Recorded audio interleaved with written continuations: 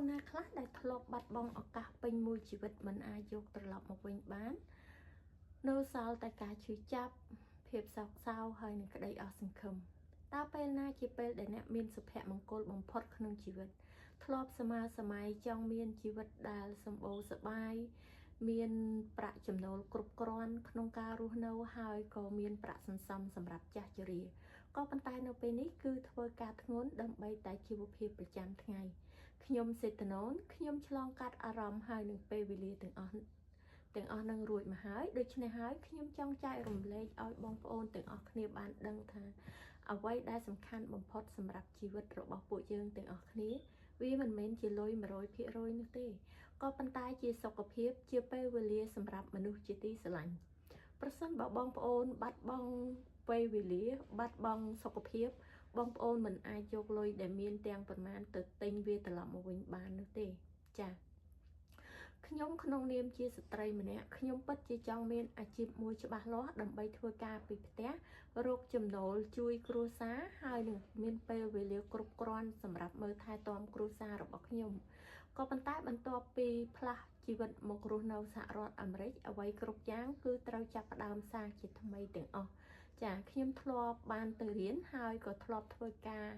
មួយថ្ងៃពីរបីកន្លែងខ្ញុំធ្លាប់ធ្វើការនៅ clinic ធ្វើការនៅផ្សារទំនើបហើយខ្ញុំក៏ធ្លាប់ធ្វើការនៅហាងនំដូណាត់អ្វីដែលខ្ញុំទទួលបាននោះការដែលយើងធ្វើការឲ្យគេគឺអត់បានលុយគ្រប់ចំនួនដែលចិត្តចង់បាននោះទេខ្ញុំផ្លាស់ប្ដូរខ្លួនឯងពីការដែលធ្វើការ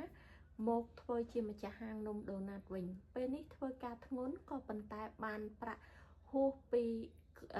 ចាត់ចែងចាយវាតែម្នាក់ឯងចា៎ដោយសារតែមុខរបរធ្វើហាងដូណាត់នេះវាធ្ងន់ពេកការងារធ្ងន់អញ្ចឹងហើយនៅពេលដែលខ្ញុំមានធ្ងន់ជាសំណាងល្អគ្រួសាររបស់ខ្ញុំគាត់ឲ្យខ្ញុំឈប់នៅផ្ទះបាន5ឆ្នាំបងប្អូននេះជាពេលវេលាដែលមានសុភមង្គលបំផុតមានស្នាមញញឹមដែលចេញពីចិត្តមិនចាំបាច់មានរបស់ថ្លៃក៏រីករាយបានក៏ប៉ុន្តែភាពរីករាយហើយនឹងក្តីសុខវាអត់នៅជាមួយយើងបានយូរអង្វែងទេបន្ទាប់ពីខ្ញុំបាត់បង់កូនស្រីច្បងរបស់ខ្ញុំនៅពេលនេះសេចក្តីសុខទាំងអស់វាត្រូវបានរលាយហើយនៅសល់តែការឈឺចាប់ហើយនឹងរឿងស្ដីបន្ទោសខ្លួនឯងក៏ប៉ុន្តែជីវិតគឺត្រូវតែតស៊ូហើយនឹងរស់បន្តខ្ញុំបានរុញច្រានខ្លួនឯងឲ្យចេញពីផ្ទះដើម្បីទៅធ្វើការជាថ្មីគឺទៅធ្វើការនៅហាងកញ្ចក់ពេលនេះការងារនៅហាងកញ្ចក់ងាយស្រួលជាងធ្វើ